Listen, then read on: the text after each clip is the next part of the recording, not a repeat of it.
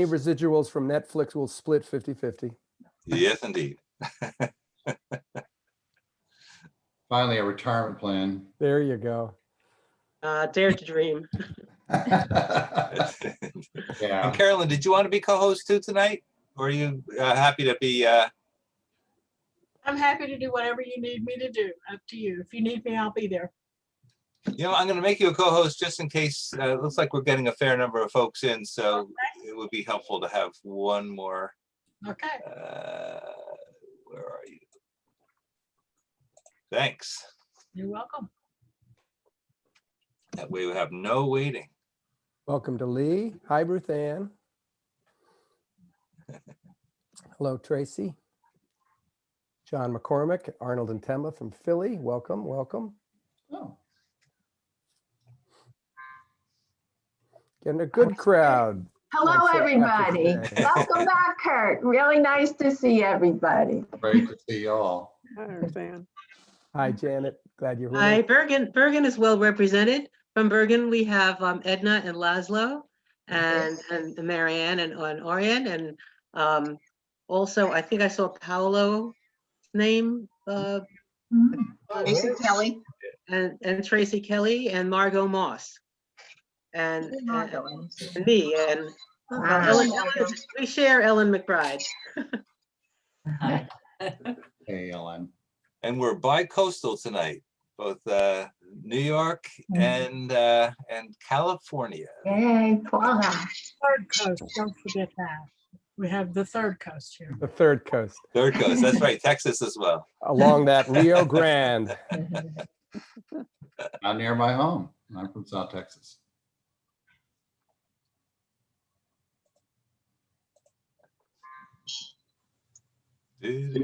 So it is 7:30. I'll wait another 60 seconds and we'll get started pretty much on time, I think. Beautiful. We're planning to go till 9 o'clock, but feel free if you need to leave, you can bid us adieu with a wave. Great, up to 30 people. A.K. Dundorf. Wonderful. And if you haven't done so already, if you take a look at your name, if it doesn't say your name and possibly your ethical society or where you live, if you would mind making that change, that would be terrific for the rest of us. And if you want assistance with that, you can chat to us or just wave your hand frantically and we'll try to do what we can. Hello, Ella McBride. I love the green. Thank you. Had my what day is it? cabbage. Hey, John, good to see you. You got green too? A.K. Howdy. All right, why don't we get started? Bart, why don't you help everybody for now? Love to hear the dogs representing the non-human that we care deeply about. And we want to get started so we have time for everybody to get any Q&A and discussion going after this. So happy St. Patrick's Day to those of you who celebrate. My name is Hugh Taft Morales and I'm the ethical culture leader of the ethical societies in Baltimore and Philadelphia. And I'm speaking to you from Tacoma Park, Maryland, my home. This is the land of the Nacotchtank and the Piscataway people. This evening's program is brought to you by the Ethical Action Committee of the American Ethical Union. Thanks to Carolyn Parker, my esteemed chair, for chairing that committed committee. Tonight, we're addressing the crucial issue of climate change, which focuses on how the overlap between climate change and anti-oppression work, how systemic racism and other forms of bigotry have to be addressed within the environmental movement and within America regarding environmentalism. So in the last part of our program, we'll have some news from folks from around the country about their own experiences involving climate justice activities in ethical culture. But our big event is two folks from Groundwork USA, which I'd like to introduce now. Lucy Crespo, welcome, is the RTCA Conservation Ambassador for the National Park Service, Groundwork Elizabeth. And I believe, Lucy, correct me if I'm wrong, RTCA stands for River Trails and Conservation's Assistance. Is that right? Yes, that's correct. Great, great. Lucy was born in Rio Ceballo, Argentina, and raised in Elizabeth, New Jersey. As a DACA recipient, Lucy received opportunity to join Groundwork Elizabeth in 2014.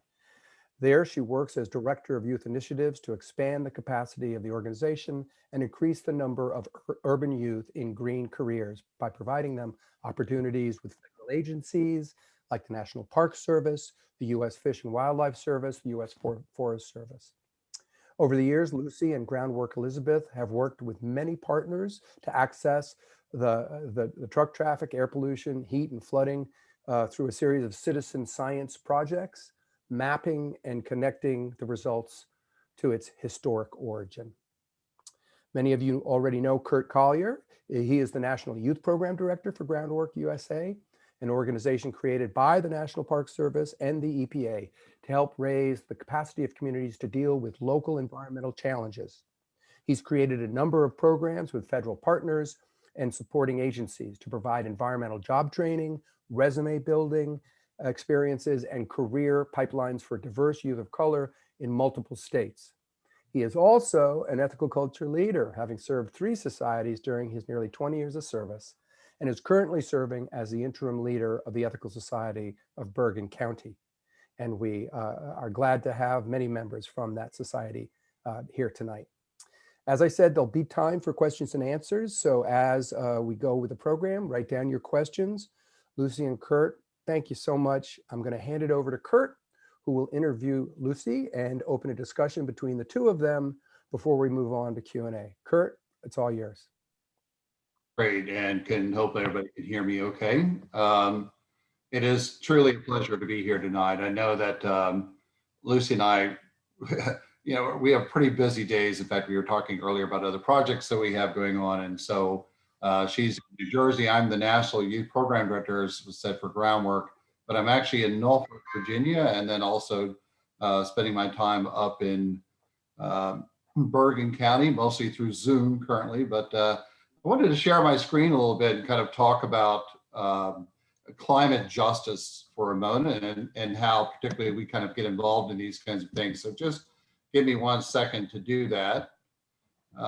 And hold on 1 second. I'm going to whiz and make sure we can all see that. And let me know if you can see the screen. I'll try and bring that up a little bit. Can you see that? Oh, no, we're off. We just got thrown. Yep, we can. Great. So there's an example of the young adults that we work with on for Lucy and I on near daily basis across the United States. You can see that's on. I just want to talk a little bit about climate justice, which is really what we're here to talk about. I think if you focus specifically on climate change, you kind of lose the point. I think it's more to think about justice from many different perspectives. When I was the leader of the Riverdale Yonkers Society for Ethical Culture, and of course, East Speder had been there, Speder for many, many, many years. And there was a picture on the wall with this quote from East. And he always says that peace is not a place you find like an undiscovered country, but a place you build. And I remember every day going into the Ethical Society and seeing that quote. And it really shaped my whole thinking. I'm an old school ethical culturist, which is about building that place. And it's always been, for us in the ethical culture movement, about the importance of place. It's not the ideas that matter as much, or it's not about, set of beliefs or things like that. It's about a space, this culture that we can build, this place that elicits kind of the best from all of us. And I always think of this quote, you can use it multiple ways, but for me, ethical justice is not a place you find like an undiscovered country, but a place you build. You have to build justice. For me, for a lot of old school ethical culturists, of course, justice does not exist unless we bring it to life. There has to be the institutions of justice. There has to be examples of justice. And most importantly, we have to experience justice in our lives to know those things are real. And if you're not experiencing justice, justice ceases to exist. A lot of people think of me as an environmentalist who's also an ethical culturist, and I think that's incorrect. I'm an ethical culture leader who's also an environmentalist. And what I decided to do when I left the full-time pulpit, shall we say, was dedicate myself to exactly the words of Dr. Spetter, building that place through my partners at the National Park Service and the EPA, who created the organization that I'm kind of privileged to work for. And just an example of the kind of work we do, you see this parking lot in downtown Yonkers, New York, right in front of the train station, the DMV, and the library, very popular parking lot. Unfortunately, it covered a historic river, and it took us 10 years and $25 million to rebuild and get permission from everybody to rip out this parking lot and rebuild the riparian habitat. This kind of the work that we do of trying to create a place for a healthier river. That's the Sawmill River jumping into Hudson. If you recognize the Palisades in the background, for those of you who are from the New York region, right behind the train station, the river dumps into the Sawmill River. That river goes all the way up, of course, and there's 17 communities along. And it's about how do we create a place for both the human and the non-human to exist and prosper together and thrive together, and how do we make places that kind of elicit the best from all of us. And for most of us in the groundwork, this is about equitable development. It is about justice. How do we repair things that the people who often move into these post-industrial cities where we work across the United States did not create this mess. This mess was created by others, and yet they are left to clean it up. They are left to deal with the effects that other people did, made a bunch of money, shut all the factories down, moved away, and left polluted pieces of land. And so it is about justice to a certain extent, and understanding how can we come back and in the best way possible and work with what we have, and work with the communities, and work with the local government, work with local businesses, and kind of restore things. One of our big projects, of course, is climate safe neighborhoods. We actually do quite a bit of mapping of cities where groundwork trusts are located. This is an example of historical redlining map. So places where people in the red districts could not get access to loans, could not have access to redevelopment. This happens to be Richmond, Virginia, which is one of those areas. And if you look to the heat island map on the right there, you can see that the hottest sections of the city are also the redlined areas of the city. So this is an example of something that happened in the past, and the climate peoples through policies that were about institutionalized racism for all intents and purposes, how that impacts. More people will die this summer from heat-related deaths from any other weather-related cause this summer. So more people will die. And we have to start dealing with those things now as the climate begins to change. But we could go out and become advocates of this. We can argue about it. We can continue to do advocacy work. And I don't disparage those things. Those things are important for people to do, and somebody should be doing them. But for us, and for me as an ethical culture leader, and with my work at Groundwork, the idea is not so much what do we need to convince people about one way or the other, but how do you rebuild this place? How do you get involved in that? How do we spend less time trying to convince people what to think or feel or believe? When you get to Lucy's part, she'll talk about her work and those kinds of stuff, and more just giving people the tools to be able to do their work. You know, we deal with lots of youth across the United States, and in the thousands. I'm happy that I'm the National Youth Program Director and get to see a lot of these programs in 21 cities, 96% of color. You can see the age breakdown, mostly women, large LGBTQ component, and almost everybody below the federal poverty limit.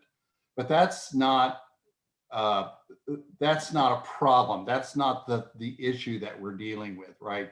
The issue is that you want to make changes in your community, and you want to bring these about. So it can either spend a lot of time just kind of working with the youth and trying to convince them that climate change is real and all the things you're hearing in school. But as I say to them the first day when they come to work with me, as I am not your teacher, this is not school, we're a colleague, we're going to rebuild this country together in new ways. And I just need your help with it. It's kind of how I approach it. But you know, these urban youth anywhere, regardless of their color or ethnicity, are facing with a lot of challenges. Most of them are cut off from nature. Think about some of the most polluted cities in the United States. They have little access to nature. This is research I'd done quite a number of years ago when I was first doing this, and it's just expanded since then. When you have little access to nature, you know, that impacts the way you think about nature. The access to nature that they do have is often polluted, or they're told don't swim in the river, you'll grow a third eye, those kinds of stuff. And it leads to a lot of shortfalls. If you look at the conservation movement in the United States to this day, it is not reflective of the diversity of the nation. If you look at conservation training programs across the United States, it's not reflective of the diversity of this nation. And we are a nation that's becoming rapidly diverse, and we do need to talk about these things. So there are other challenges. The youth have needs, they have passions, they have things that they want to do. This is not a deficit model. I'm not trying to add something to them. They're already great, wonderful people themselves. But there are barriers in their way also to getting an education.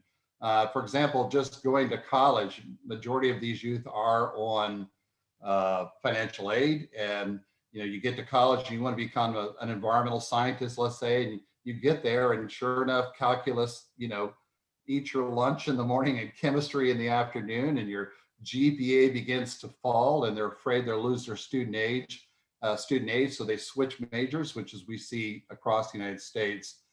They also don't see people who look like them in the conservation movement.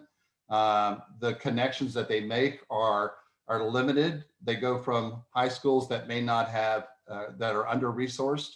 And so there are barriers to getting involved in the same stuff that we're kind of preaching. You should get involved in the environment. We should take care of these things. But you got to understand that there are a lot of things standing in the way of a youth getting there. It has nothing to do with them and more how we've created a society. And these are the kinds of things that I think we as groups can tackle and take on to kind of help doing that. So we've developed a model, and a lot of this, if you look at it deeply and you look at how we do it, you can see how heavily influenced it was by ethical culture, because I'm the ethical culture reader and I developed the model working with my partners. We focus extensively on long-term relationships. You ever heard the term emphasis on relationship building? Because we also know that one and done core programs or getting people out on a weekend to clean up a river is not enough. You have to start very young age, follow youth for multiple years and keep them engaged and supported and mentored through that, because maybe even their parents don't think that's a worthwhile project, or their community or their friends. They're a part of a network, and if that network doesn't even value it, that's important, which is the reason why we do work in the neighborhoods and those kinds of stuff. Reinforcing STEM, hooking them up with community leaders and making sure they have a voice, and all the other kinds of things that we have to do for all youth in the United States, and especially for diverse urban youth, to kind of bridge that gap to get them into conservation work. And so we have kind of some simple ways that we kind of do this. Once again, Lucy will talk to a second, she runs a lot of different kinds of programs. Our first goal, the thing that we do with the youth, is basically build relationships. This is Lucy's team, by the way. That's why I wanted to put this up front. This is a staircase they built at Patterson Great Falls. They welded it themselves. We taught them how to weld, and they welded it. They poured that concrete patio and built that stone wall and did all those kinds of things this past very hot July, I think it was. But the most important thing is to stopping and knowing people's name and working with these same youth that I've seen for multiple years, and kind of building that relationship, so that when Jules, who's the man in the bottom left-hand corner, is quite stout like me, walks up, he knows my name, and he's known my name for a long time, and we talk to each other, we go to dinner together and build that kind of relationships.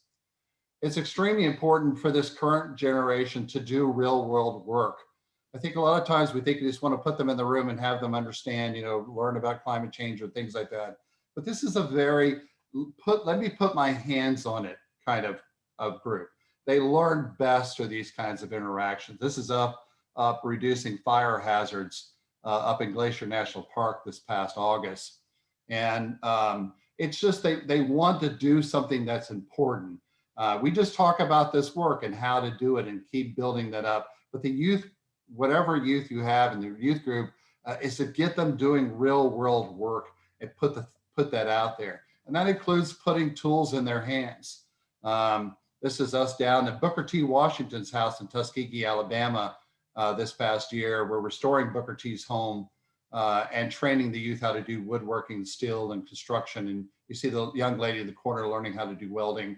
The bottom left, you see some young people, including my son there, learning to do woodwork and restoration work, and how important it is to be able to show them how to do something. The thing I always want to present to the youth is that the physical world is malleable. The built environment is malleable. It's like Play-Doh, and we can shape it to anything. But if they've never worked with the Play-Doh, if they've never done it, they get to where, oh, well, this is what other people do. We'll talk about it, but other people do the work. And to me, that's a big detriment. You want this current generation to know how to rebuild things, and that's not an educational model we're following well enough in there. And also show them what is possible. Take on, projects and teach them a variety of skills and do all kinds of stuff. This is George Washington Carver Museum. We're in there replastering the walls and repainting. So you get a young lady there learning how to plaster and do all this kind of work. And just do that kind of structure to show them what's possible. Because if you're not kind of going out there and building and redesigning and getting them involved and getting their hands wet and putting their hands in the dirt to do these kinds of stuff, there's a sense of disempowerment right there, because they say, okay, well, we realize things are bad, but no one can do this. But when a youth goes through this program, at the end of it, they come out saying, no, there's quite a bit we can change here, which is gonna be true when we get to Lucy's story. And just never never underestimate what they can be done there. I think there's a typo in there. There's Lucy right there at a hat in the top right-hand corner. This is Lucy out of Grand Teton National Park. She brought an entire crew of Latinas, which I'll talk about later on. Those are all women and crew on the top, and then the men came afterwards to do some other additional work. And the women actually laid out the entire work for that foundation, for that historic food ranch. And we always never underestimate them. We just throw out the biggest, hardest, most complicated construction projects you could possibly can, and then show them one at a time how to do this. And every time the youth do it, no matter what it is, the youth can do that kind of work. And also just make no small plans. Don't just go out and do one little tiny thing. Make big plans for what you're going to be doing in your community, your ethical society. This was an old carriage barn at Yellowstone National Park, and it had fallen over. They were thinking of trying to stabilize it, we were tear it down. And they brought us out. We brought forklifts with the youth and restood up the building. And then you see the young woman up there in the hijab. She's actually really using routers. We restored the historic building using the building techniques, also the way that they did it, and rebuilt this building and saved it for Yellowstone National Park. And which brings me a lot to Lucy right here. And I'm going to bring in Lucy to interview her. That's us on a hike at the Mount Washburn. Lucy has never been one of my direct youth, although she's been involved with me for quite a long time. And I'm going to bring it up so we can see Lucy's face here in a second. But I wanted to get a chance to kind of ask her some questions and how she thinks about these things and the kind of experiences. So how are you, Lucy? Can you hear me? Yes, I can hear you. So you and I talked about meeting local residents where they are. Many groups try to get individuals interested in climate change, talking about the big issues such as melting polar ice caps and those things. Mm-hmm. But much of your work has been addressing the immediate needs of local residents. And can you talk about your work around air pollution, Elizabeth, as an example of that the first conversation you have is to talk about air pollution in Newark, Elizabeth, New Jersey, and next to the airport there, and the impact that has on people. Sure. I guess you can start a little bit at the beginning. The first involvement that we even had, which opened our eyes, was first working with Rutgers University, the Center of Environmental Exposure and Disease. The first work we even did was counting trucks on Elizabeth Ave, which is one of our biggest streets here in Elizabeth. We never really understood in the beginning why we were doing it. At the time I was a youth. I just knew I had to count the trucks that were passing by. But as the time went by, we started counting 5, 10, 15 trucks passing by in a matter of 2 hours. And we realized that this was actually a bigger project than what we first expected. Once we started looking at the data and learning about particulate matter and what it does to our lungs, and what our families are breathing, I think that's when it hit home for most of us. The year after that, my youth and I were involved in a video that Rutgers made, and it kind of went viral in the environmental world here locally. And as we began to get more involved, we realized that we can be worried about air pollution around the whole nation, but the first impact that we had to make was within our own community and what we can do here from home before we think about anywhere else. So luckily, we've always had great youth. They always supported all the projects we've done, and through time, they started realizing it themselves and adopting our program to where they were teaching their own families, they were teaching their friends, they were teaching their teachers everything that they've learned. So I think just working And how from did that impact even local policy there in Elizabeth, New Jersey? How yes, did your work change? So because of a lot of the work that we helped Rutgers with, we were able to ban a lot of the streets from truck traffic. We were able to do a lot of policy change in many of the local streets because we realized all these trucks were coming through our community, passing through schools, senior centers, a lot of parks where children were playing and polluting our airs. We started looking back and tracking why were there so many trucks passing through here, and we realized that they were skipping the toll for $2.50. They were polluting our air. So luckily, we've worked with our city. The city of Elizabeth was very understanding, and they realized that we had to do something. And that's when we took action ourselves, working with the city to get these policies in place. And ban trucking through that area. Mhm. I know the second approach, Lucy, you've also talked about is just kind of introducing community members, people that live there, to new or changed environments. I know y'all run a big annual bike ride, and I'd love to hear about that. Why do y'all have this bike ride? What's the purpose of it? How many people come out? And what do you hear about people who participated in this bike ride? Sure. So Groundwork Elizabeth has been doing this bike ride for the past 10 to 15 years in our community. It has grown over the years. Actually, our executive director, he's on this call today, Jonathan Phillips. He was the original um, person who had the love for this event and be able to bring our community together during one event. I think towards the most recent events, we found out that there was people coming from Philadelphia, from New York City, from all over to see our city and see our features that we're very proud of. And how And many make people people do you aware. get out for this ride? How what? How many Sorry. people do you get out for the ride?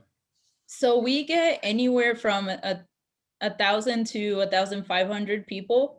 1,000 to 1,500 people out on a bike ride. And you've said that this has had for most people, they'd never even ridden through Elizabeth that way or seen the parks. And what is kind of some of the stuff that you've told me over the years that you've heard locals say about that? Sure. I have heard a lot that they didn't know that was there. They didn't know that the waterfront was so beautiful.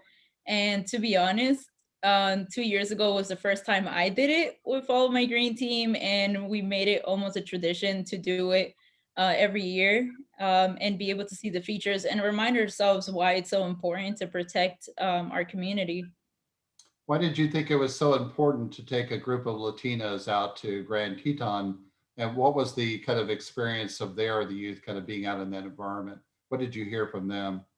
hmm So I think the first thing was that they were very proud to be there and to be able to represent all Latinas in our community, especially being there and realizing how big this actually was pretty emotional for a lot of them.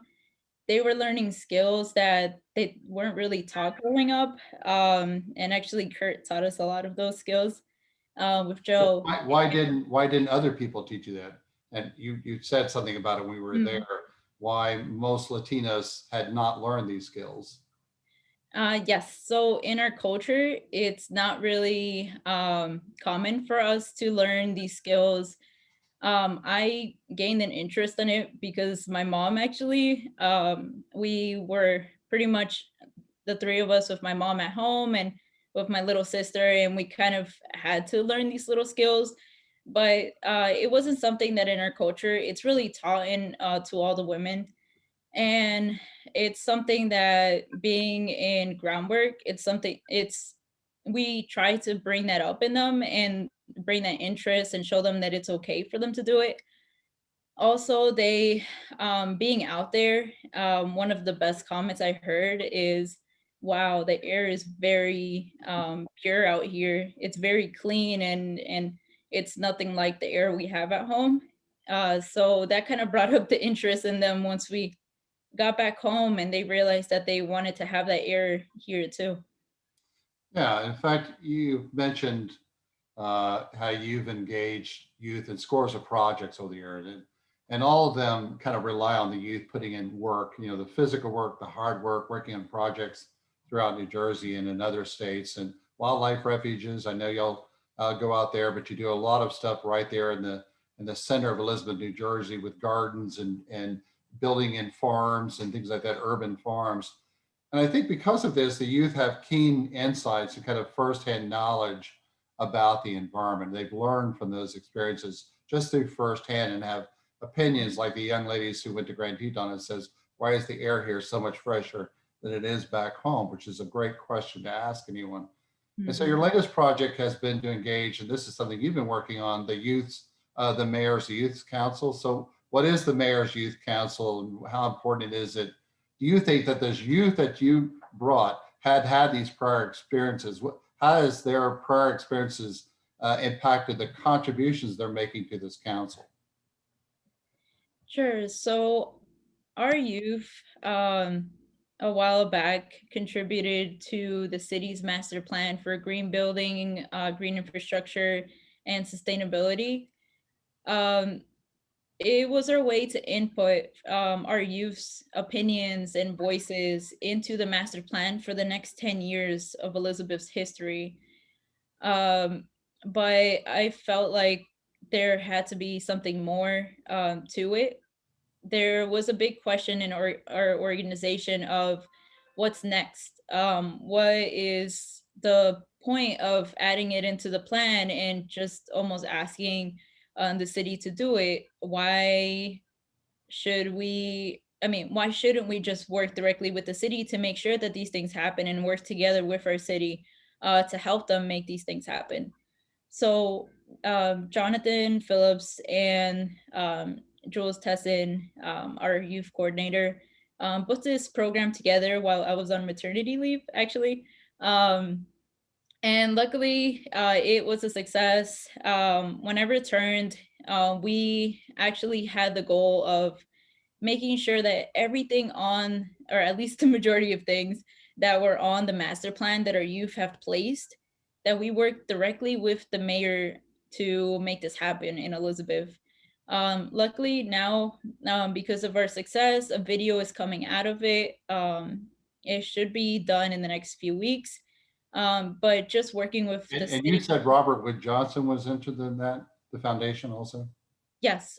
So because we have this video to help correct a lot of the insecurities about the COVID vaccine, we also have interest from Robert Wood Johnson and possibly some other foundations that would like to share our video and use it as a model for other cities.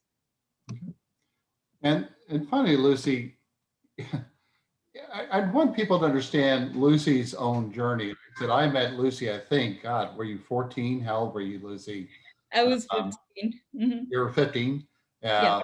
Lucy just admitted a few minutes ago that she was on maternity leave, just had her first child. She was out there working in Great Falls, Patterson, and we kept telling her, sending her home. This is a woman who is relentless about environmental projects. And so, Lucy, how did you get there? Was it to what extent have all the experiences and all the projects and all the things that you've done and been offered shaped your thinking, including your career choice and where you are today as working with the National Park Service and groundwork on this huge redevelopment of Elizabeth, New Jersey. So tell us a little bit about your story. Sure. So as Hugh mentioned, I am from Argentina. I'm also a DACA recipient. So luckily, I was given the opportunity to work with Groundwork Elizabeth in 2014. Originally, my mom, she actually is on this call, Maria Kukla. She's a very strong and powerful woman who always pushes me to do more. So I actually applied for, I didn't even know it was a job, but I thought I was volunteering to work with Groundwork Elizabeth for my school. Little did I know that 2 months later, I was going to be working in Yellowstone National Park with Kurt. So Kurt, as my mentor over the years, has shaped my future pretty much. He guided me in a way that I realized this was going to be a career option for me, which is something that we didn't think that was going to be possible growing up. A lot of my family either does construction or cleans houses and things like that, but no one is environmentalist. A job working at the national parks didn't seem possible for us. So pretty much over the years working with groundwork, it pretty much guided me to want to teach this to other youth, that this is an option for them as well. And making sure that I put together in line the opportunities for them to get these options for their future. So working now, I moved up as a youth leader in 2016 and 2019. Um, I was on my way to becoming the director of youth initiatives and the National Park Service RTCA ambassador, which I am at the moment as well. So pretty much it's been a very long and beautiful journey with groundwork and working with Kurt and Jonathan. When you were a kid, do you think you'd end up as an environmentalist director in Elizabeth, New Jersey? Yes. You did. Wow, you thought you'd do that. Yeah. So phenomenal. as of recently, I am the director of youth initiatives, managing our Green Team program for 11 weeks and planning the rest of the year, and the Mayor's Youth Council. But you thought that you would do that even as a young child, that you'd end up in this position? Oh, no, not at all. I originally wanted to become a veterinarian. Yeah. And so I just kind of wanted to share, Lucy, thank you so much. You could tell she's an amazing person. And how old are you, Lucy? Can we tell? I'm 24. She's 24 years old and came in here once again as a DACA recipient, and now is doing this phenomenal job for the city of Elizabeth, New Jersey, and for that whole area of New Jersey, because she works across the state. And I would just kind of want to say to the ethical societies that are present about the power of those kinds of experiences. These are things that we can collectively do. These are opportunities that we can bring to our ethical societies. And I'd love to show you how to do that. These were things that the ethical societies used to do in the past. We used to, build schools and build hospitals and run Hudson Gill Farm and do all these things. And that legacy of the past is still a promise for us in the future, because we have the ability to do those things. I am an ethical culture leader who has done these things also with these youth and continued to do these things. And I want us to continue to expand that across the network. So I realize that I'm out of time right now, and we've been scheduled, so I'm going to turn it back to Bart. And thank you once again, Lucy, and Su Madre también. So appreciate that. Thank you, Kurt. Thank you, Lucy. Really appreciate it. Elizabeth, New Jersey's lucky to have you. And I know, Maria, you're very proud. And we're all lucky that groundwork is in the mix, especially here in ethical culture. And I hope we can take advantage of it. This is the time that we'd like to have for questions and answers. So if you have a question, please share it by, or please raise your hand in the app on the participants button. You should see a raised hand, and I will try to call on you in the order that you ask. I will say this, I was writing an article today about Mike Tidwell and Chesapeake Climate Action Network, and he reminded me of a quote of Greta Thunberg saying, if you want hope, take action. And I think a lot of times people are feeling very hopeless, and what you're doing with the youth, Lucy and Kurt, is helping them take action, which is fabulous. Do we have any questions out there from folks? If you don't know how to hit the button on your participant screen to raise your hand under reactions, you can wave at the screen. If I see you, I'll call on you. I see Lee from Mid Rivers. Lee, go ahead and Thank you. unmute. Yeah, just a question. Do you think there'd be an opportunity for our youth and ethical societies to do a joint project some summer? I think that would be kind of interesting. Definitely, definitely. In fact, one of the opportunities I'm going to be doing now that I'm back in the ethical culture fold and have come back and found a way for a community that invited me in is to create additional opportunities for some of your young adults across the network. When I do these projects for groundwork, sometimes we're scrambling to find youth, especially during the summer when they're all working like mad. Lucy's got this gigantic program for this summer, and of course she created a lot of that herself and by doing these type of things. And so sometimes we can bring the youth out, we pay for their airfare, hotels, pay them meals, and pay them a wage for them to come work with us. And over the years, I hope to continue to expand opportunities within that for ethical societies. Our eventual goal, I think, is going to be to build a climate resiliency core, also within the ethical societies by and creating more and more of these opportunities. And then that creates lots of opportunities for support back home. If you don't want to get out there into the shovel and the dirt anymore, there are 100 other ways to support programs in these big, massive kind of place building. We're place building animals, and that's niche building animals, and that's what we need to do is make ethical niches. Thanks. Let me go to this great state of North Carolina, Jan Broughton. Kurt, I was wondering how you connect people and projects together. So our model starts exactly with that. And Lucy, for example, do you want to talk about how you shred or how you bring people in and get them interested and through advisory councils and things like that? I'm going to throw a question to you too. Go ahead, Lucy. Sure. So a lot of the times our youth come from school groups. We have a lot of events where we meet people, we talk to all the visitors, and offer these opportunities to everyone in the community. Many times also it's friends of the youth that come in, and we're proud to say that 9 out of 10 youth return from the past year. Typically through events is where we receive most of our youth. I want to come back to the thing that she said.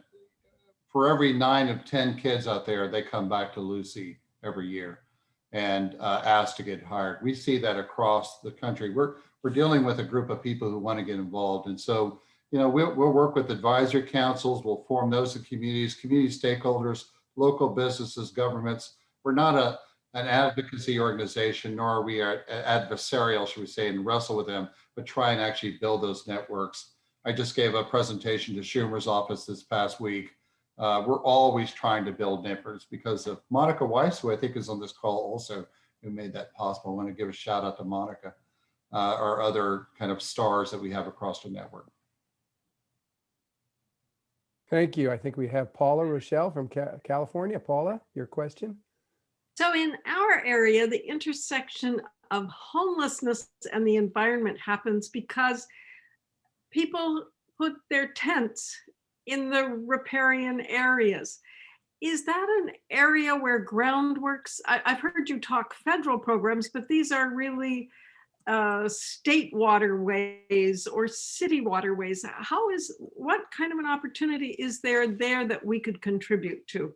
Actually, the majority of work we do is in the neighborhoods. So I would say it's about 75% is locally in the neighborhoods, everything from building up tree canopies, streetscaping, cleaning out vacant lots, and converting them and capping them, because a lot of them are brownfields. That's the reason why they're vacant. These are systemic problems of things that happened before. A lot of people move into these places, first of all, because of high unemployment rates, drug abuse, all these other kinds of hopelessness that build their way into the community. And I think the thing to remember is that that it's always more than one thing. As you know, Paula, you've told me in the past, there's always something more going on there. Let's take the vacant lot problem in the United States. A lot of people look at vacant land and derelict land, and people are doing illegal dumping, and it's homeless or living in there, all kind of stuff. That land sits the way it is because the land is polluted, because it's been identified as the city as a brownfield. And if you are a homeowner, you own that land, probably you paid taxes on something you could never redevelop again. And so you walked away from it, and the city ended up with millions of acres across the United States that can continue to contribute to this problem. And so it's actually to figure out a way, which is what we were created as an organization, to deal with the brownfield problem, which deals with the illegal dumping problem, which deals with the homeless problem, which deals with the fact that the brownfield is an economic drain on that local community and keeps housing prices down and stops jobs from coming in. I mean, I think you start with a place. If I start just with the homeless group, I've kind of missed the roots of the whole system that's there. And so as part of that is to look as much as you can of all the things that are connected there that are causing these problems, and not just to identify one part of it as it.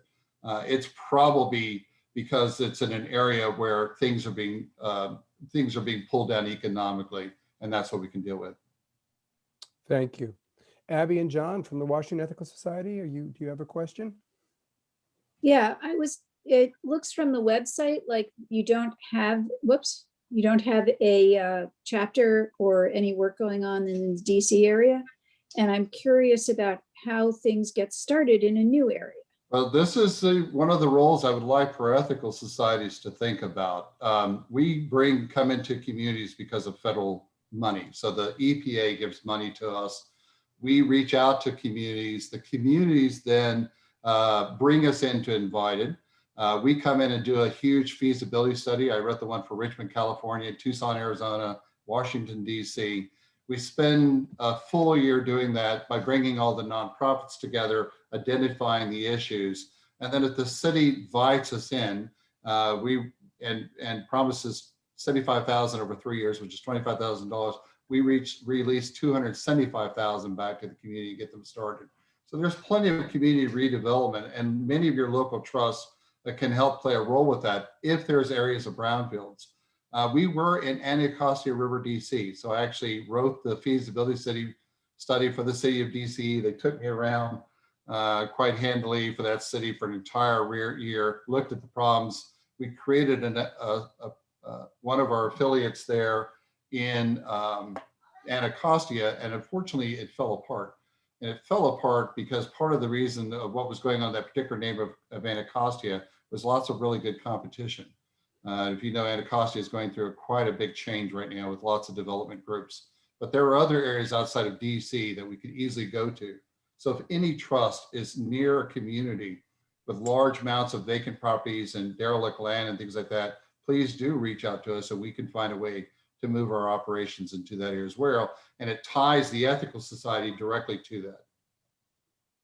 I would love to see that. My goal is to see each ethical society have a core style program and rebuild, working on public health, air pollution, water pollution, heat island effects, and all these things of our broader cities that are impacting our neighborhoods and drawing down the economics of our area as well.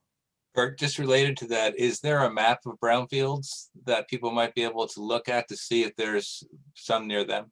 Yeah, so most states have a law that they have to show where the brownfields is. I know if you go to New Jersey, you can actually type in New Jersey brownfield map. You can zoom around and see where the brownfields are located in their area. Some states are better at it than others, depending on where you are. We were an industrial powerhouse, and we had all these factories and all these things going on. And typically when they got done with it, they dumped the chemicals on the ground because they didn't know it, like Love Canal in New York. And then when they de-industrialized and moved everything over there, the cities tried to move back in and reclaim that land, but found it was polluted because of Love Canal. We can no longer build in those spaces. So we have kind of built-in problems in this in this United States that stops community redevelopment. And then new populations move into their areas, often immigrant populations looking for the jobs that are no longer there, maybe, or because of cheap housing, and then inherit these problems and are left cleaning up the mess. Thank you. So are there any other questions? Because we can take more questions near the end, but I did want to give some people a chance to share from ethical societies some of the work that they're doing. So so we'll go to that. I'd like to call on Janet Glass from the Ethical Culture Society of Bergen County. And I think she has a screen share that Bart will help us with. Janet, can you share for a couple of minutes what's going on in Bergen? Hi, gosh. Well, this is actually not about climate justice specifically, but it was mentioned during the rally. In 2017, there was a climate march. There were 200,000 people in Washington, D.C. And the Bergen Society, we had a skills auction, which was a big event that weekend, and so we couldn't make it down to D.C. So we launched our own climate rally. And in these pictures, you can see some of our members' guitars, they're singing, they're the puppet maker, speech making, and we had somebody come out from Manhattan about carbon tax. And this was the Hackensack Riverkeeper, and people from all places, but a lot from our own society taking part in this major event. There were about 300 people who attended, and talking about networking and getting together with others. The actionnetwork.org had a listing of 30 places in the country where there were going to be climate marches at the same time as the one in DC, and we listed with them. A lot involved to get this to happen, all kinds of permits and parking issues and talking with the police, but it was successful. And but as Kurt mentioned before, it is kind of a one-off. But we have been doing things since then quite actively, right in our area. Well, right where I live, actually. I live in North Bergen, New Jersey, which is in Hudson County, and not that far from Elizabeth, actually. And it's a 79% Latino population. And that's where they put all of these things. The American Lung Association has us as an F quality, and air quality, and all of the detritus goes in our area. So they were planning to put a fracked gas plant in North Bergen. This was just a year ago. And we thought we couldn't possibly fight it. It was called Diamond Company, and it was a subsidiary of Mitsubishi, which is huge. But I had done a lot of activism and had made a lot of contacts with the Sierra Club, Don't Gas the Meadowlands, which some of the people who are watching are part of, Food and Water Watch. So with all these connections, we collaborated together. Oh, and also Green Faith. Greenfaith.org is a coalition of faith communities. And I thought, why not? We're a humanist community. I threw our hat in there too. And I became very active in Green Faith. And together, through press releases and press conferences and public testimonies at different hearings, and tons of petitions and town hall meetings, and I spoke out at each of these, and the governor decided that it wasn't worth it. And he vetoed that gas plant, and was just thrilled about that. But talking about it's a climate justice issue because it's a disadvantaged area, and right now we're fighting. We're right in the middle of this. New Jersey Transit, they want to have a backup plan in case of another Hurricane Sandy, where their power went out, and so they are exploring another fracked gas plant, and we're right on it. We've already gone to public testimonies and lots of public opposition to that. So climate justice is something dear to our hearts. We're very aware and fighting real hard. Thank you so much, Janet. Appreciate that. A couple of people have chatted about Washington and Baltimore and being the leader at Baltimore, I'm going to call on Kathy Esky from the Baltimore Ethical Society, who's recently jumped in big time on our environmental work. And I just want to mention, for those of you who don't know, that I mean, Baltimore is a city that needs a lot of work regarding environmental reclamation. And there's a group that focuses on the Baltimore Land Trust, and that is literally seizing control of land. Kurt talked about getting your hands in the soil. If you don't own it, or if you don't have eminent domain, you can't do that. And a youth group that was supported by Baltimore Land Trust, Free Your Voice, won the 2017 AEU Elliott Black Award for their fighting an incinerator in South Baltimore. So Kathy, can you share a little bit more about what's going on at the Baltimore Society? Sure, Hugh. Thanks so much. You actually gave part of my Oh, I'm sorry. No, I'm glad. It's fine. It's perfect, because that was the 2017 portion. I wanted to talk about more current things anyway. So thank you so much. So building on that with Free Your Voice, it is a youth group in South Baltimore and part of the South Baltimore Community Land Trust. The Free Your Voice team comes out of a high school called Ben Franklin, and they're in a community that was able to, through protesting, stop the building of a new incinerator. But there is an incinerator in the area that is polluting and just got another 10-year extension. So we are partnering with them to help them in their mission for at least Baltimore to stop sending waste to that incinerator. You know, we can't stop the renewal 10-year plan, but we can start to send our waste to greener processing infrastructure. So one of the things that they're doing, they have meetings every other week, and we attend the meetings. It's a zero waste planning group.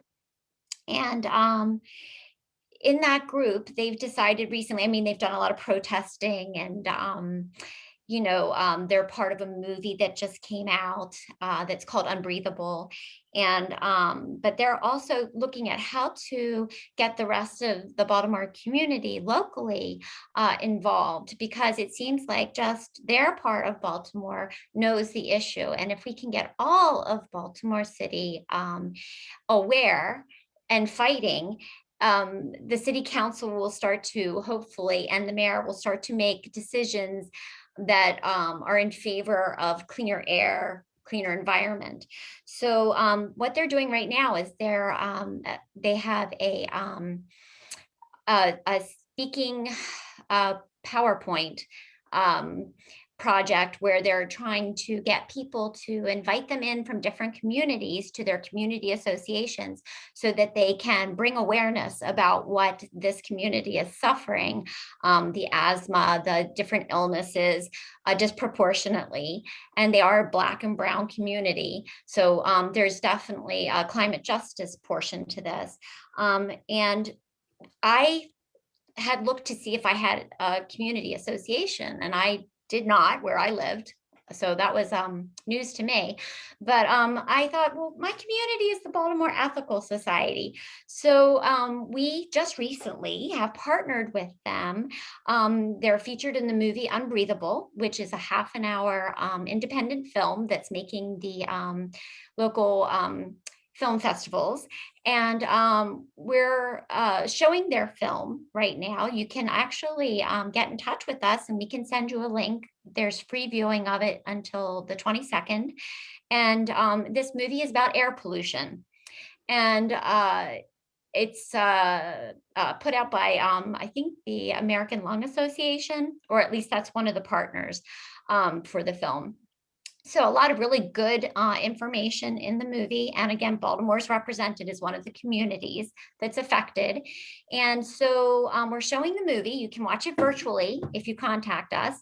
We're also listed on the movie website. So if you want to go there, you can click to get a link to the movie. But this Saturday at 12 noon, we are having the South Baltimore Community Land Trust, the Free Your Voice youth group, and the Baltimore Ethical Society come together for a movie discussion. And during that movie discussion, the Free Your Voice and South Baltimore Community Land Trust are going to give their talk that they want to roll out to the local Baltimore communities to try to engage Baltimore in their fight, that it would be an all of Baltimore fight for clean air. So, I mean, you're welcome to join us. I know you guys aren't from Baltimore, but it's going to be maybe something that if you attended, you would be like, hey, what's going on in my city, town, whatever, that Baltimore, that your ethical society can get involved in and be a partner with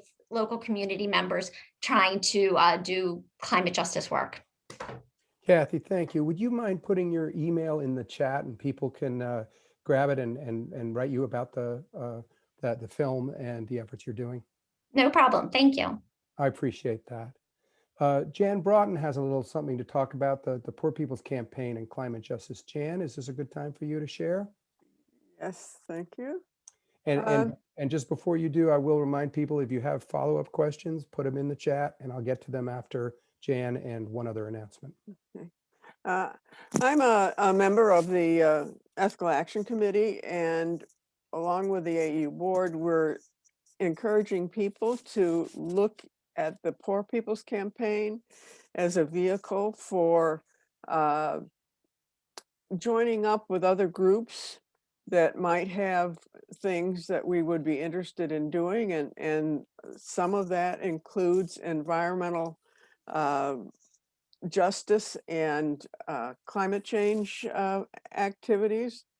If you go to their website, which is poorpeoplescampaign.org, and look at their Jubilee platform, it has a whole long list of items that are demands they are calling for to redress conditions that have led to or affect the status of poor people and the underserved across all aspects of society.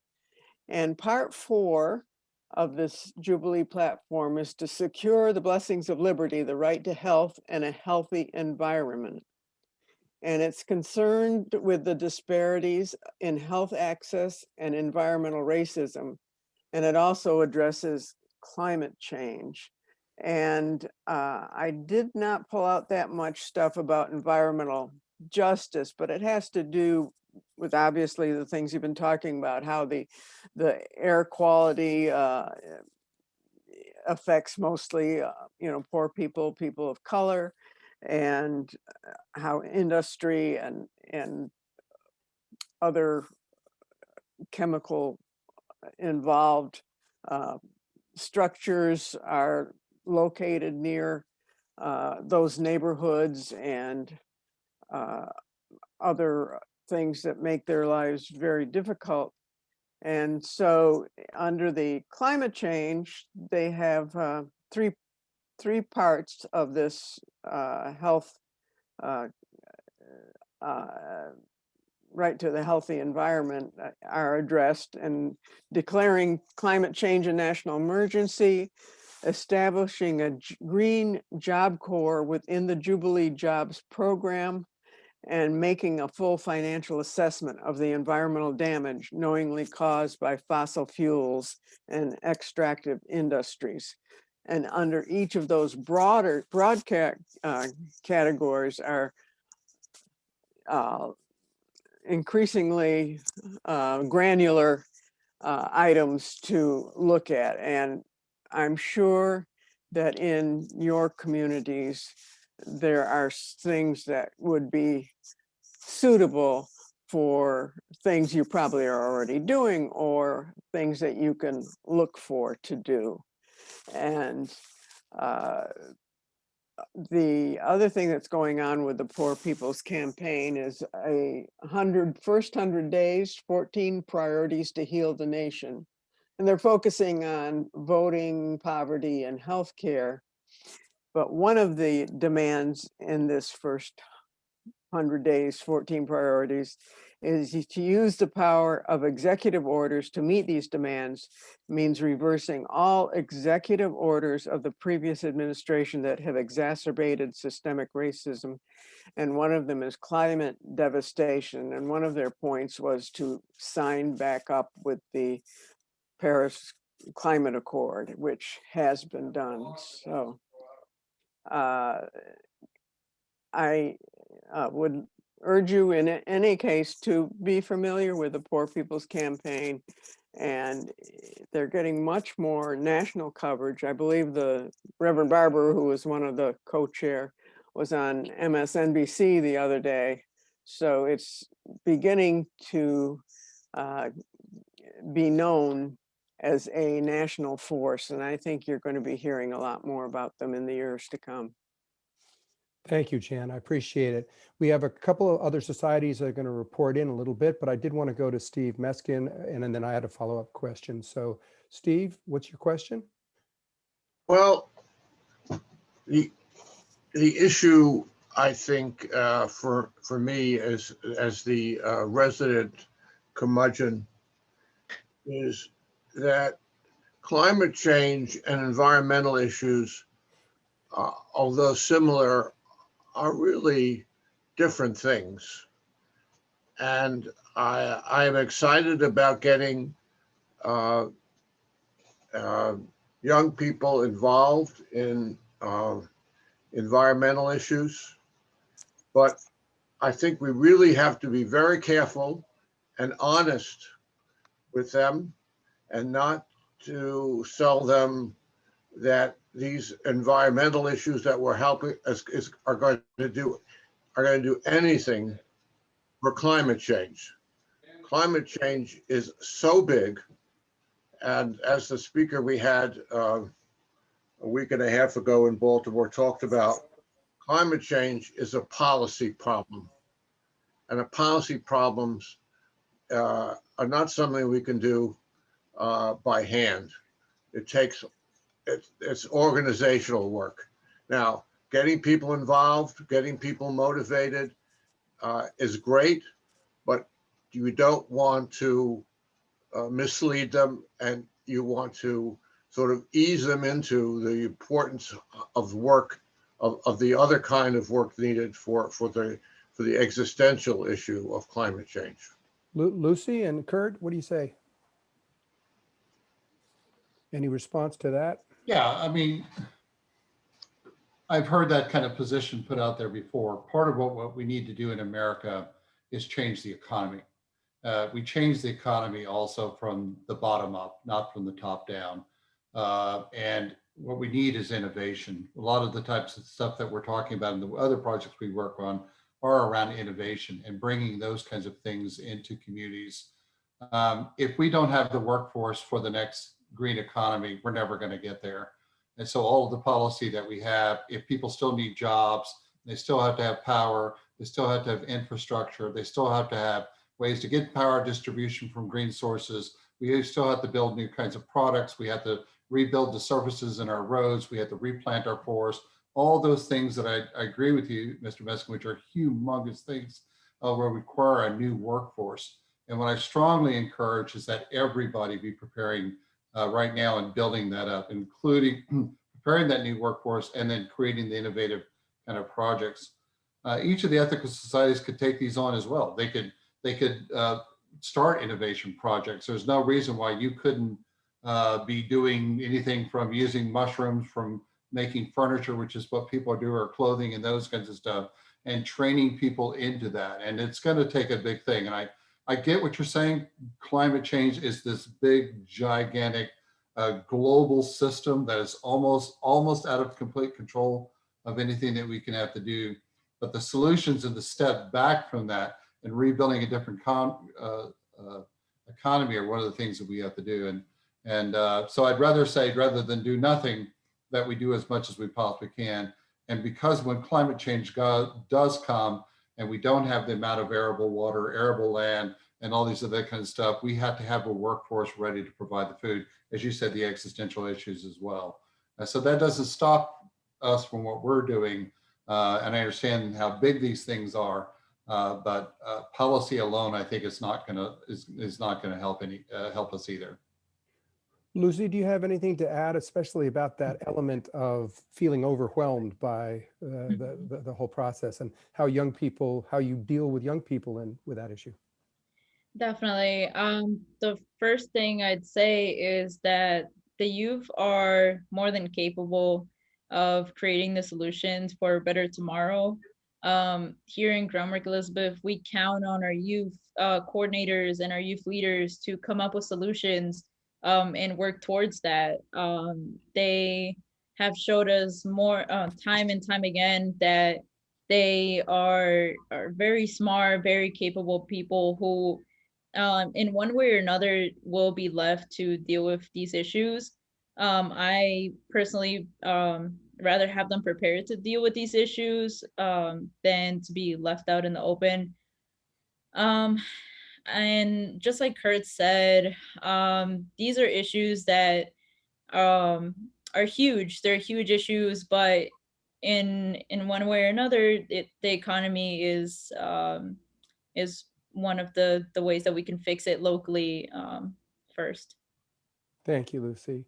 Rich Reese, a member of 2 societies, as far as I know, maybe more. Rich, what do you have to share?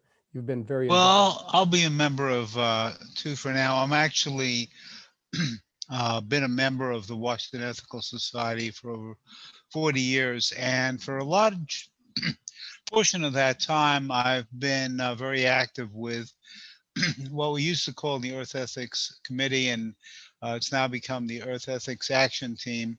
And we've consistently done a lot for promoting the environment. But this is actually giving me, and I think giving my colleagues on the team a very good example of what can be done. I think the closest thing that we have going on right now is cleaning up a portion of Rock Creek, which is Portal Branch, and we do involve the youth in that. I'd also like to just briefly address Steve. One of the things that I've really felt, and I think I asked this question a long time ago to an organizer, how do you feel, I mean, how do you motivate yourself to feel like you really can do something, like you really can effect change? And the answer is basically to just go out there and try to work on these things. And that's what the youth with cleaning up Portal Branch are doing. And I do get the possibility that we can do a lot more. In fact, we are. 2 other areas I'll briefly mention are trees. We've gotten an organization within Washington, D.C. That specializes in trees, and they've planted 3 trees on the premises of the Washington Ethical Society, and that's Casey Trees. And we've also built a insect garden for monarch butterflies and other insects that might come our way, pollinators, etc. So we're doing some things, but we also need to reach out and really go on the model of your Elizabeth, New Jersey organization. I'm certainly going to bring those ideas to our team. Thank you so much, Lucy and Kurt. Yeah, Lucy, you had follow-up on that. Yes, I just wanted to add on to what Rich said. The perfect example that you mentioned is doing work locally. There is tons of places that will be more than happy if you come to a river cleanup. If just something as simple as a river cleanup honestly makes a huge difference. One of our biggest locations that is a huge focus now was one of the locations that people cared the last 7 years ago.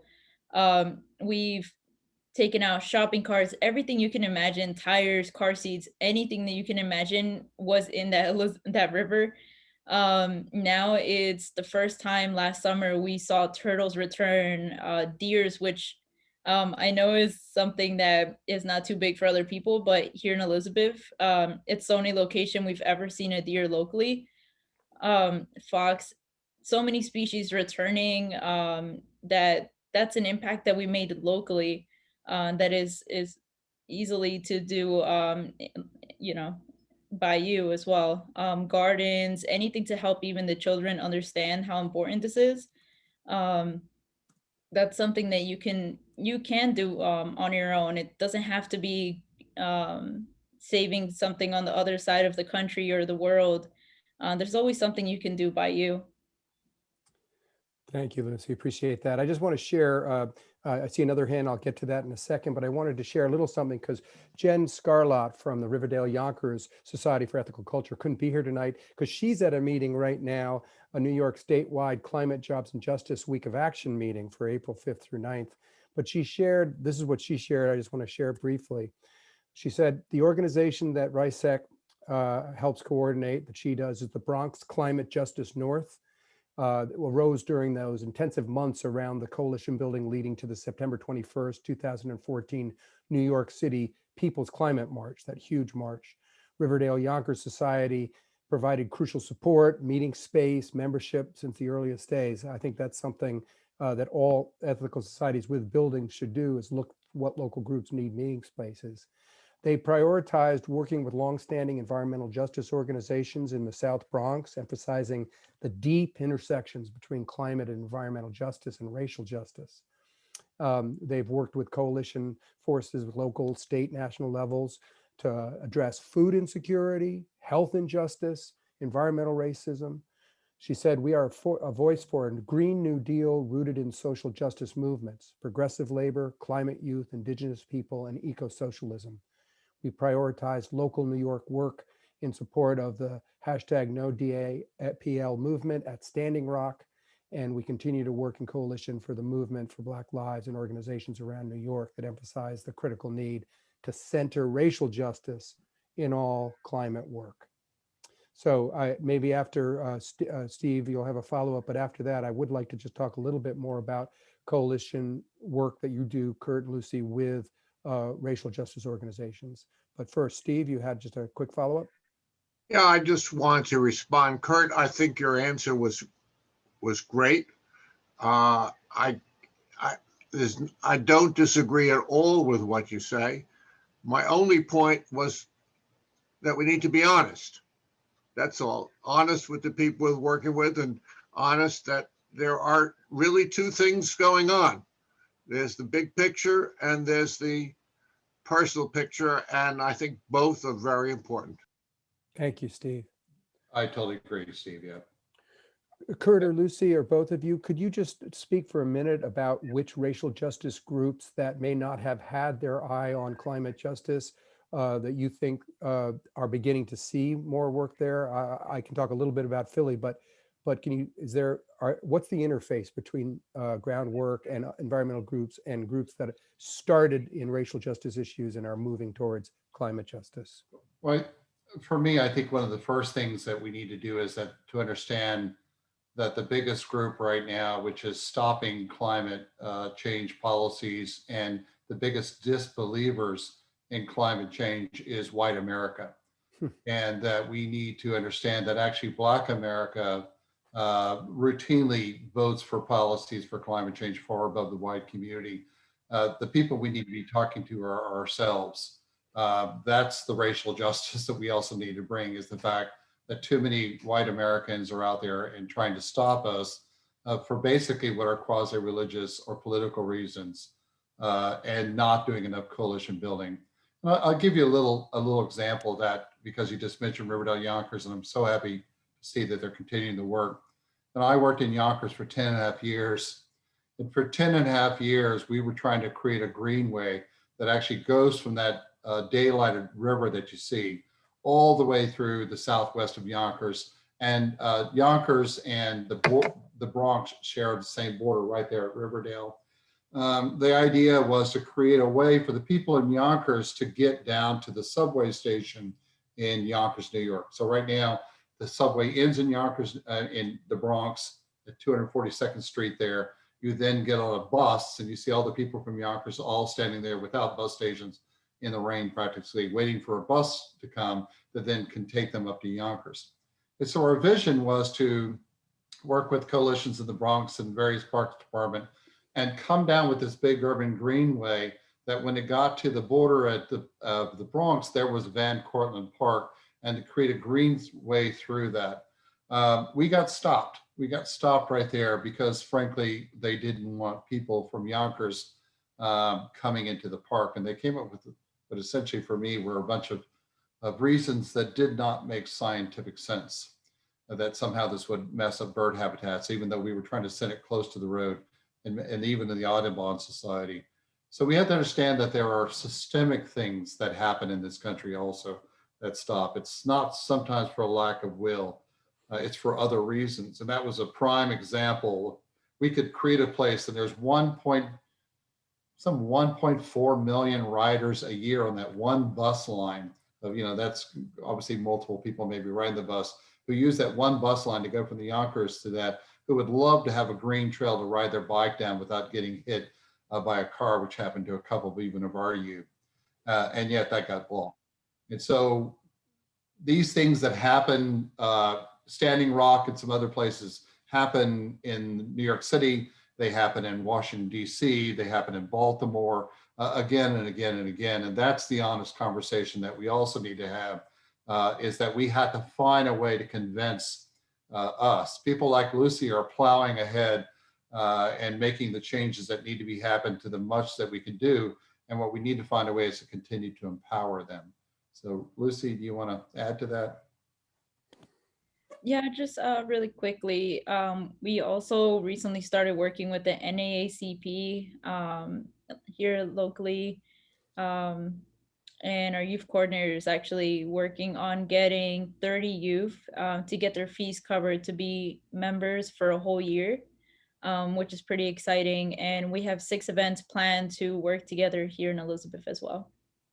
Yeah, and Lucy, for example, I'll give you an example. She took a large group of women who were all various races to national parks to meet female park rangers and to other places to get people interested in conservation work. Mm-hmm. There are 1,000 little tiny battles that are happening all the way. And when I'm doing program, I have a logic model for each of the things that are barriers. And for each of those, who's the audience that we need to speak to? And for each of those, what are our inputs and what are our outputs and the ways that we can tackle those one tiny little thing in a wall? Sometimes we make these huge climate things too big. The message is too broad. It's not centered on one thing. Some of you are probably familiar with Spitfire Strategies. They were one of the groups that kind of gave all this free help online for communities to do this. I want you to look at that, and I'll put that name in there. But the state of Texas was looking at roadside pollution, as I'll give an example. And they're trying to figure out where all this roadside pollution was coming from. And they stood out there with people for weeks and weeks and weeks and watched. And what they discovered is young men putting beer cans and things like that in the back of their pickups, because everybody in Texas drives a pickup, including me from Texas, and it gets blown out and ends on the side of the road.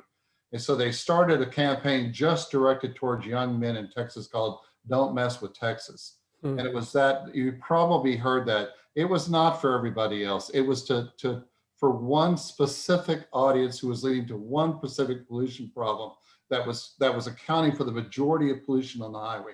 Young men not securing the back of their loads in pickup trucks. And that's the kind of focus that we need to have as climate justice people and environmental and community people. It's not throughout these big, gigantic messages, but segment these into small things that each of us can do to look at the barriers and to look at the ways that we can get around those. And you've got to be able to say in your message to that particular audience that the world will be a better place for you if you do X. And if you can't say what that is, and you can't say it in words that they're going to get, they're not going to hear you. So that's the kind of training that we would provide. one of the key issues, it seems to me, is that you've got to convince people that money can be made off of green energy and environmental programs.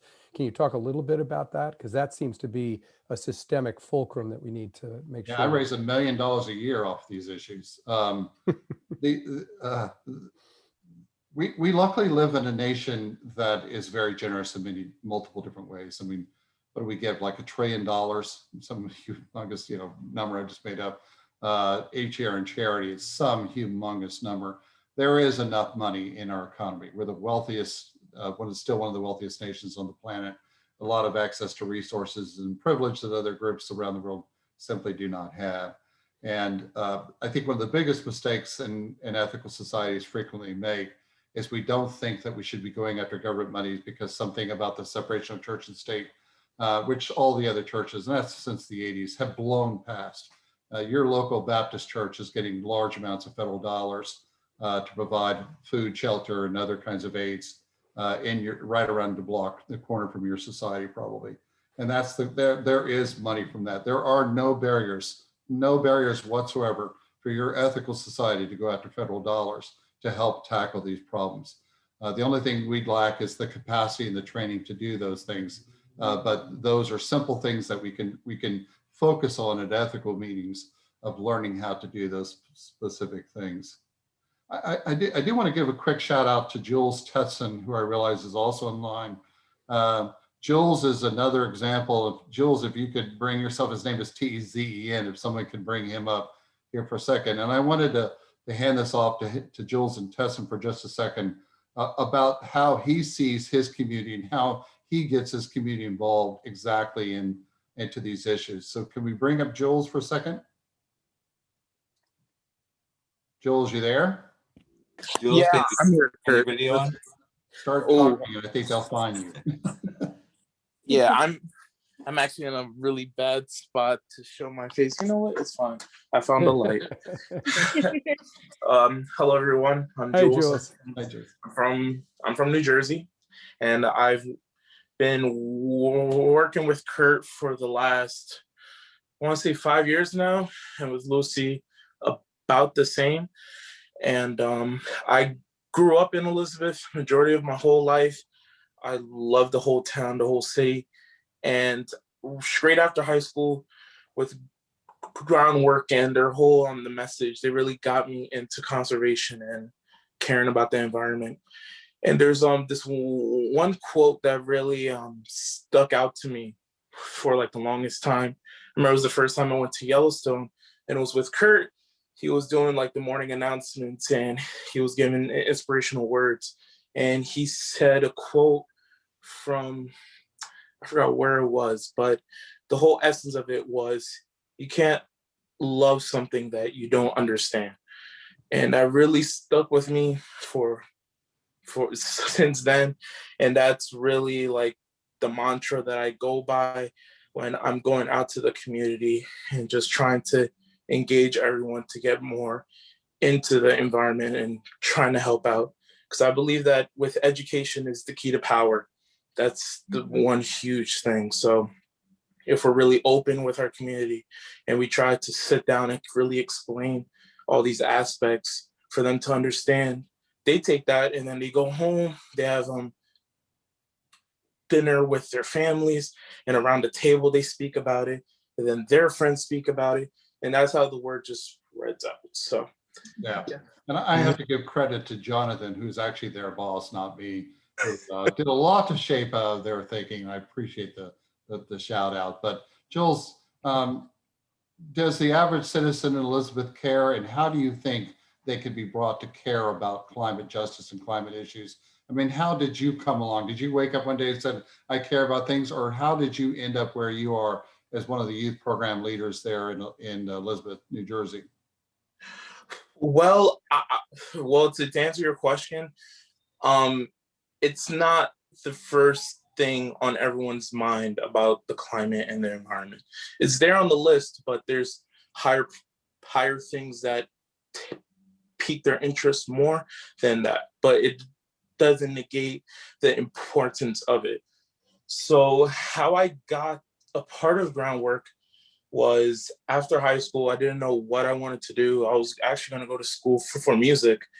And I saw that in my local county college, they're offering a class for green careers, and it was a stipend for $400. And I was just out of high school and I was really broke. So I said, $400 is great to me to be in class for 2 hours. I can do that for a week. Easy money for me.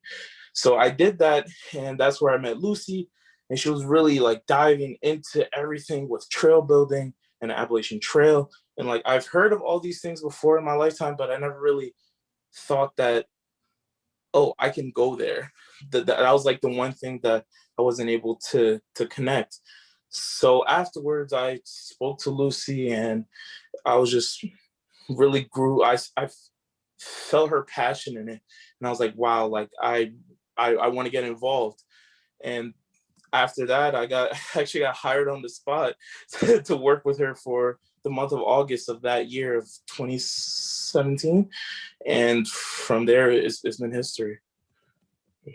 Great. Thank you, Jules. I appreciate it. Right. And I want to kind of emphasize something Joel said about the money. We pay all of our youth. There is no volunteering for groundwork. And the reason being is that you have to think of conservation as a paid job. They have to see it. They're building families, careers, they've got families. If conservation is simply something that people volunteer for, it just becomes another example of what white people do or people with money do. It has to be something that is a paid job to be a kind of an entryway for these things. And we can find that money. That's not a lot of money. You know, Jules is worth more than $400. That's for sure, Jules. But you know, that money is out there, and we can make these things happen for these youth. And sometimes that's the gateway. And I've had multiple youth. They start off and say, "Well, I came for the money, and but I stayed for other reasons." And that's what we need to remember. They came for the money, but they stayed for other reasons. And there's Jules and there's Lucy as prime examples of that. Lucy, did you want to add something to there? No?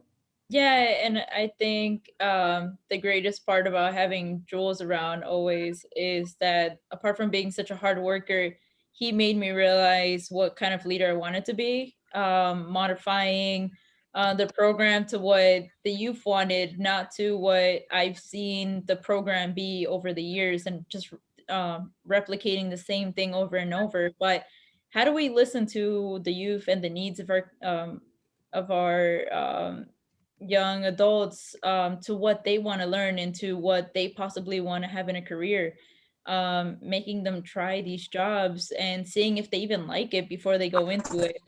How many people from the age of 15 to 18 really want to know what they want to do for the rest of their lives?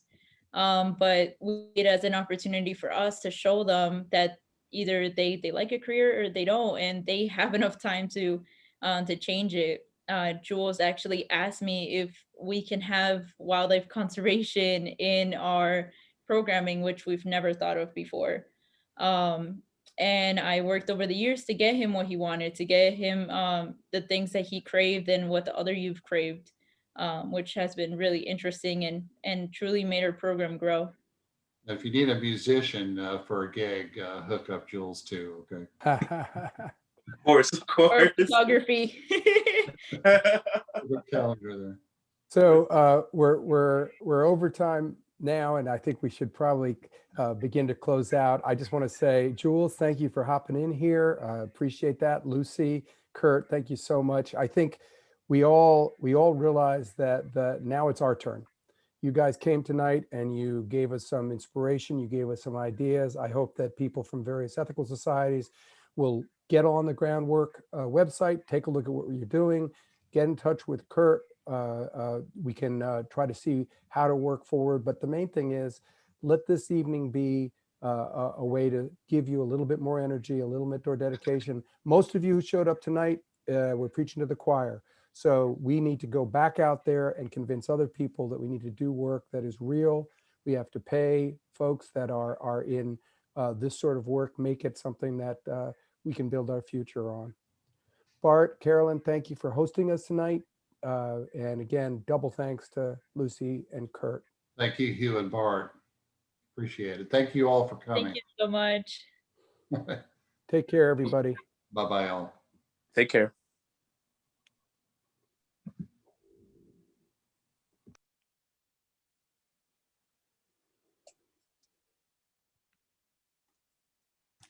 Thank you, Kurt and Lucy. Yeah, thank you, thank you. Does anyone know if there's a groundwork near Baltimore or in Maryland? I don't think there is, but Kurt said in a chat to me that he today or yesterday had a presentation with a group. So we may actually be able to try to get on the ground floor. I'll follow up with him on that. Great. I came in late. Will the recording be posted? Yes. Great. I always wondered where Kurt went. Now I know. All right, I'll check out. Thank you, everybody. Appreciate it. Thank you so much, Hugh. Thank you, Hugh. Thank you, Carolyn, for supporting all this. Thanks, folks, for coming out.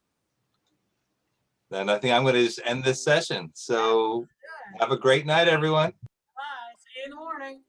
You betcha.